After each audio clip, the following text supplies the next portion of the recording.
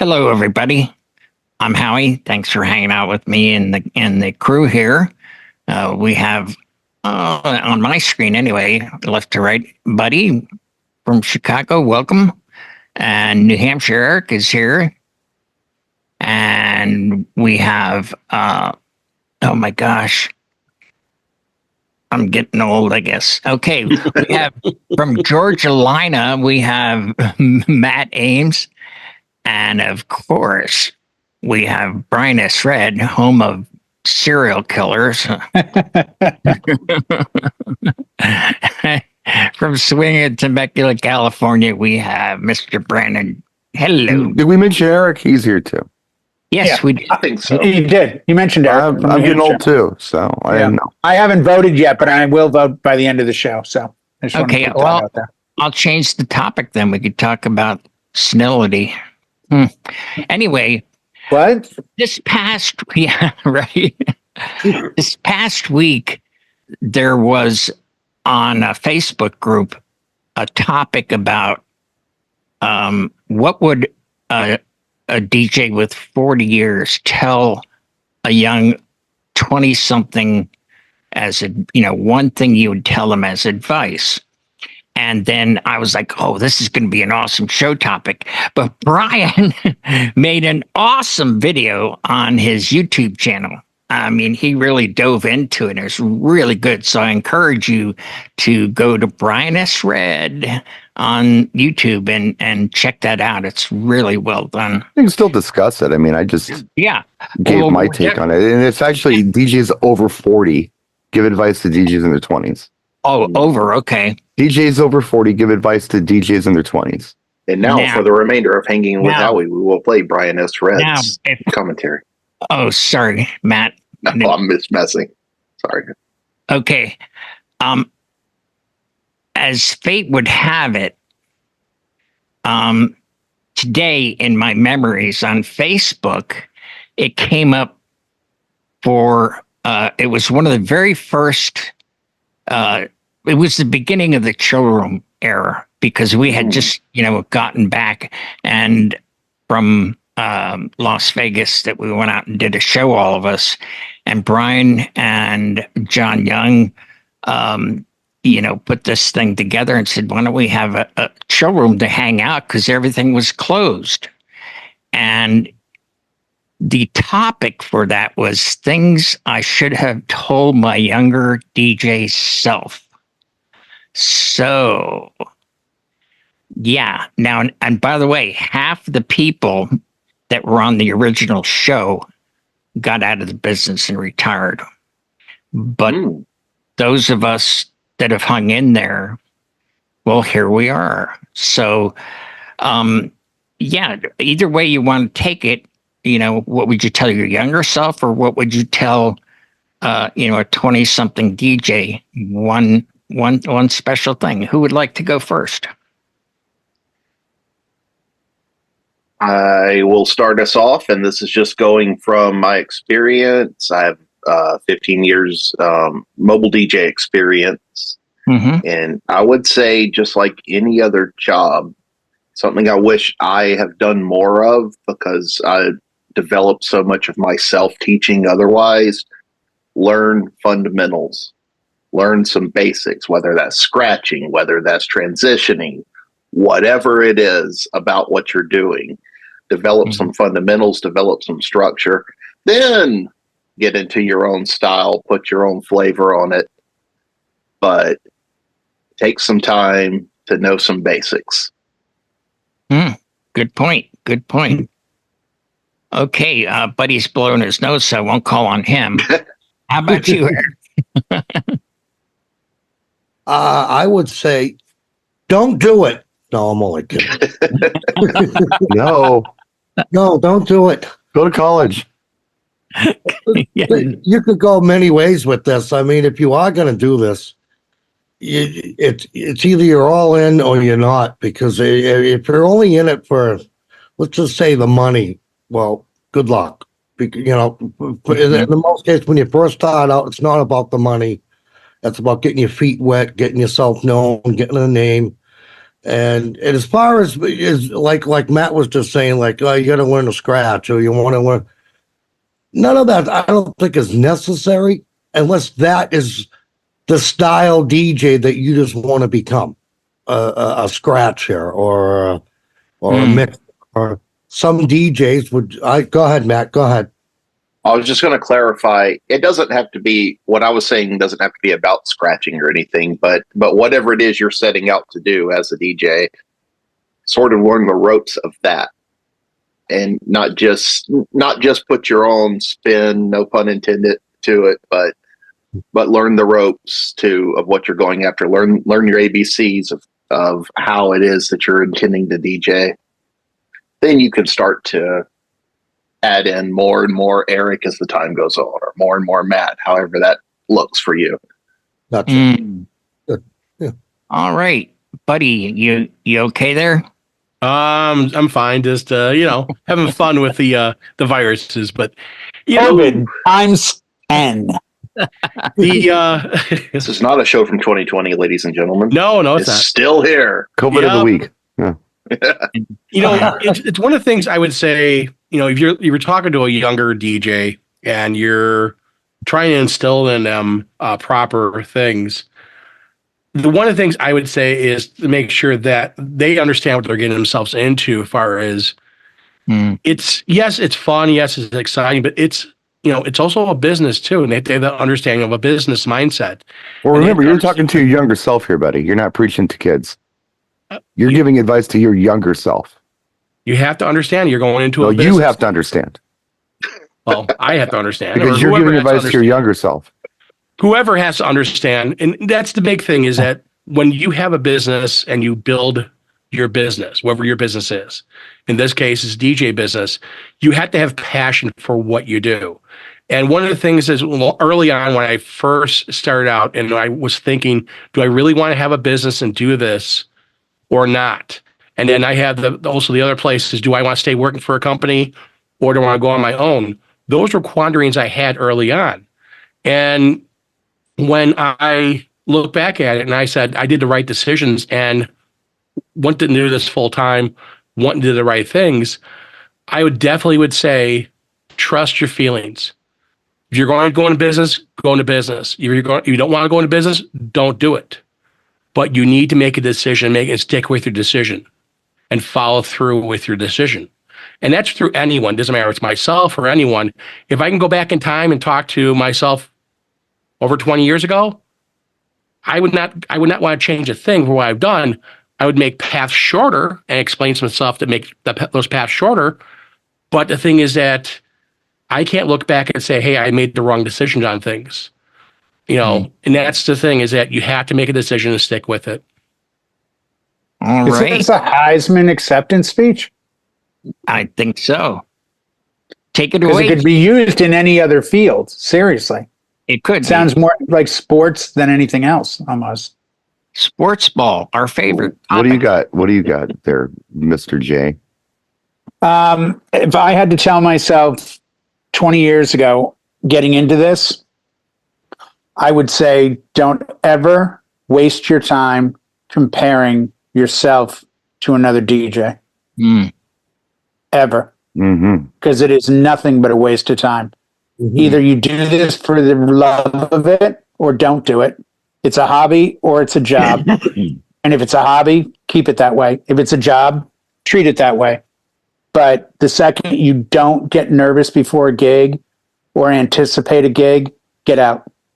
I don't. So should I get out? Yeah. I don't get nervous. You literally don't have any feelings before a gig, then I'd question that. Not nerves. No. I mean, yeah. I was excited. I don't get nervous. Some people do. I don't. I'm excited to do it. And I don't know what direction it's going to go. But everyone but you understands fear isn't something that's there. It's not not nerves and fear. They're not synonymous with each other. I don't think nerves and fear to me aren't the same thing. Nerves are the anticipation of doing something. Excitement. Excitement is cool. Itself. Yeah. It can form itself any way you want it. Feeling. I wouldn't like nerves. I didn't. Yeah, but nerves aren't always uneasy. Nerves are just a feeling, and you then correlated to the anticipation, the excitement. Maybe if you don't get excited before an event, get out. Maybe there's whatever. I think if you're not afraid to screw up an event, I think if you don't realize it can go left or right, and your goal is to never go to the left, like I know people that don't give a shit about the gig they're doing, and they don't care if they we just lost a wedding or whatever. PG rating, yeah. Oh, sorry. I forgot all the kids watching this. And, yeah, all the kids are watching this.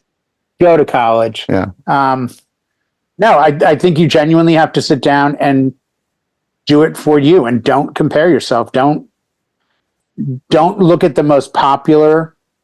It's like school. If you look at the big jock or the most popular cheerleader thing, they're not going to give you anything to better your life. The same way the most popular DJ isn't. They're going to do what they do and the way they do it, and that's either resonating with others or it isn't. But don't feel that it's a popularity contest, because no one is paying your bills. So if you're doing this for a living, don't sweat what other people charge. Don't ever talk about money, things like that. It's interesting you say that, because when I was going through those comments where it was like, if you're over 40, give advice to DJs in their 20s. I read one comment from a friend of ours who had suggested that one thing that you should do was find your tribe. Yes. And I didn't like that. Personally, I don't dig that, because I feel like we should be individuals and do what we do. Tribe, to me, when I think of tribe, I think of a group of people moving in the same motion. And I like to think of us as individual artists who bring unique things to the table. So it seems like when you're part of a team with what we're doing specifically, you lose your uniqueness and you lose your individuality.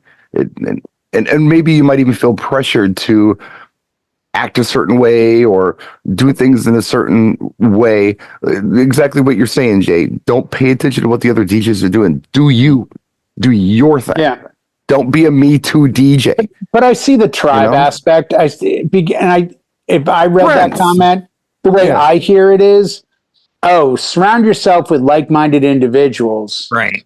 Who are maybe doing weddings if you're into weddings, or into hip hop if you're like, we know DJ organizations on my coast, in the Midwest, on the East Coast. And that's what they really come down to. I've gone to some of them, and you walk in the room and you realize I'm the most outsider here, because these people have all cultivated a relationship with each other over the years, and they get together as friends to talk about something that we view as an individual sport.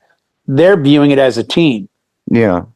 And, I get that, but I still think, this is a bit of a tribe. The Chill is a bit of a tribe. No, this is not. This is like if the Beatles and the Rolling Stones and the Who all happen to be at the same party. That's what this is, as far as I'm concerned.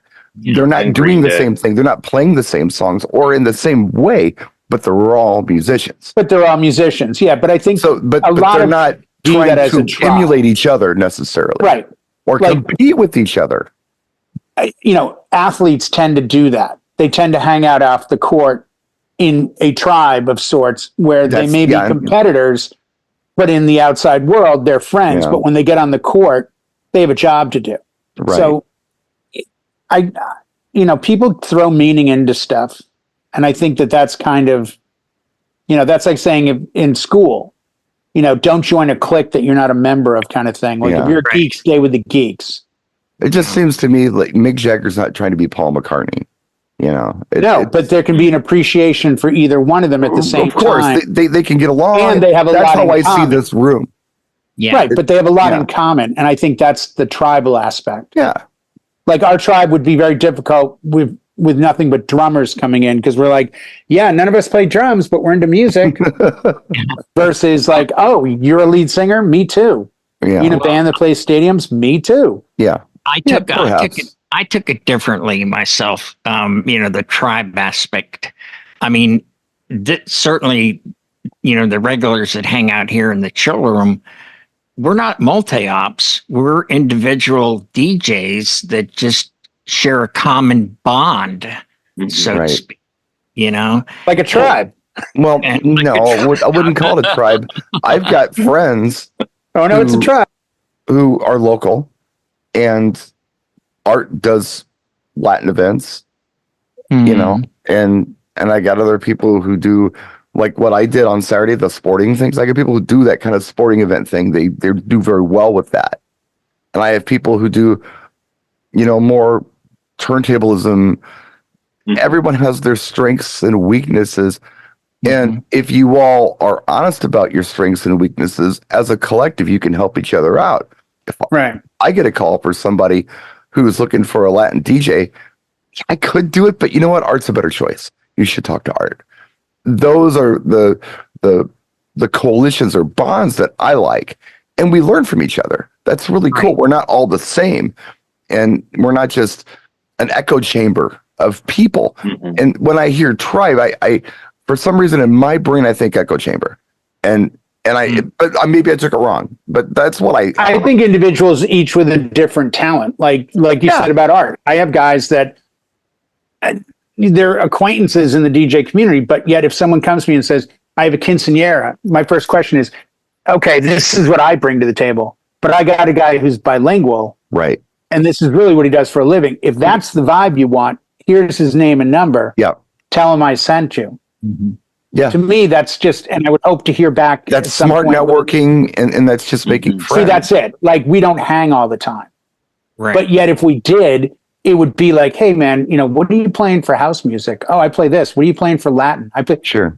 I think I don't want to speak for our friend, but I think that might be the tribal aspect. That could be. Not everyone. It's not lemmings going off a cliff. Yeah. It just. Each I don't of you know. has I read it wrong, I guess, but that's. I'm like, I don't like, because I do know there are collectives out there who all kind of have the same hive mind about things. Yeah. There's a lot of them. And they do that because they want to know they're right. That's just the DJ collective aspect. They do that, I think, because they want to listen to each other, tell each other how great they are. I don't know. I don't know anything about them, but I think in my head. Okay, well, I mean, in general, I think a lot of those. We're going to take a class and we're going to learn how to say this way. And what? No. And we're going to use these playlists for these types of events. No. No. Well, and I'm not talking about the DJ collective. I mean, a collective of DJs. That's what I'm talking about. You tend to get groups together that are like-minded, that are like, hey, I made $1 million last year. Me too. Great. Then we should hang out. Right. And it becomes the cool kid clique in school that end up someday getting hit by a 65 Mustang from behind. I mean, things happen. Well, all groupings have some sort of common bonds, but then you have your differences between them. I'm going to take a turn here if I could, please. What I would tell either, you know, a young 20-something up-and-comer or myself back then would be put some money away from each gig. I've always, you know, I didn't do that in the beginning, but when I got to in my 30s, I started taking 10% and putting it away. And when we got hit with COVID for those 2+ years of no events, that money came in very handy.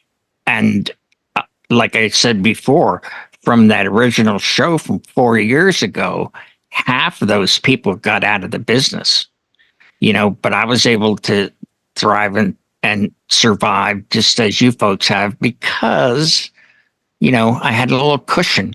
I mean, I haven't cracked that code. I haven't cracked that code yet. I wish I knew how to save money, but it seems that whenever I have a little bit of money, I got to replace the refrigerator, you know, and, and, you know, when I have a windfall, it's like, okay, appliances or a vehicle, you know, I don't have the windfall and then I can squirrel it. I wish I did, but I haven't had that opportunity at. You ever get tips? Yet. Pardon? Do you ever get tips at gigs? Do you ever get tips? Yeah, that was Christmas this year. Yeah, I make it a rule to never spend the tips, and it goes in a separate hideaway drawer. So it's not even part of the refrigerator money. And it's amazing how quick, if you have a good year or 2 or 10, it'll just start to grow. Just like you say, that rainy day routine. Yeah, Or rainy I think years. I failed that assignment, and then Well, they used to tell people, and at least when I was in school, that make sure to have 3 months of bills, packed away in case you get an accident or ill or something. And I'm like, well, 3 months didn't seem like enough to me. But I'm grateful that I did do that, and I weathered the storm, and yeah, I'm still standing. So. They told you 3 months or buy bonds.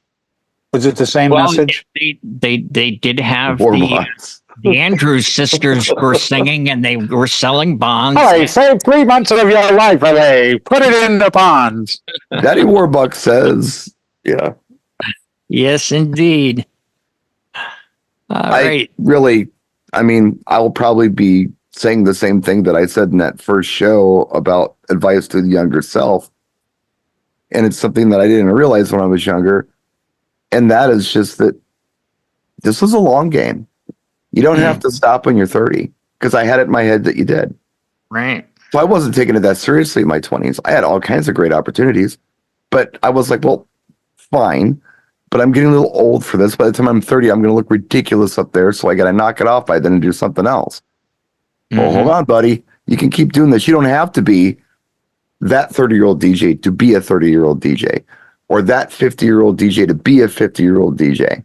You can be yourself, and you can do this, and you can continue to do it and stay relevant and have fun with it, and continue to learn and grow and live a happy life instead of a bitter life because you're not doing what you love. Right. I mean, there's a lot of performers are still out there. Paul McCartney's in his 80s, and he's still doing it. Oh, yeah.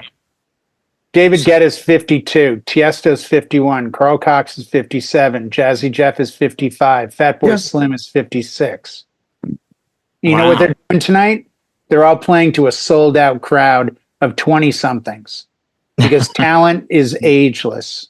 Yes. I agree. All right, guys, we've come to the part of the show where you have anything else to say on this topic? Anybody? Just to thank DJ Event Planner for sponsoring the show. Oh, Absolutely. yes. DJEventPlanner.com. They're right down below with our other sponsors when this gets published to YouTube. And don't forget to wear your sunscreen while you're watching this if you're outside. So, all right. Bye, Well, thank you guys. And